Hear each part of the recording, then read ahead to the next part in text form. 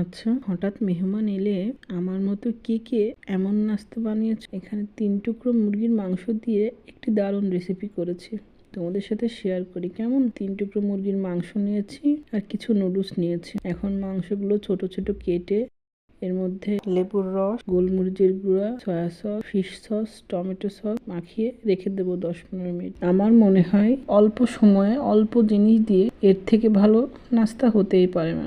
এখন একটি পাত্রে পানি ফুটিয়ে 2-3 চামচ সয়াবিন তেল দিয়ে দিব। নুডলসগুলো ঢেলে দেব।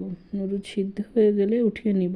এখন প্যানে রান্নার তেল দিয়ে মাংসগুলো দিয়ে দিব। একটু নেড়ে চেড়ে ভেজে নিয়ে এর মধ্যে কাঁচা ঝাল ও পেঁয়াজ কুচি দিয়ে দিব। ভাজা হয়ে গেলে একটা ডিম ভেঙে দিয়ে দিব। এরপর সিদ্ধ করা নুডলস দিয়ে এর মধ্যে লবণ, soya sauce, fish sauce, tomato sauce, Maggi masala দিয়ে খুব ভালোভাবে নেড়ে চেড়ে নামিয়ে নিব। তোমরা একবার হলেও ট্রাই করে দেখবে, কেমন লাগলো অবশ্যই জানাবে।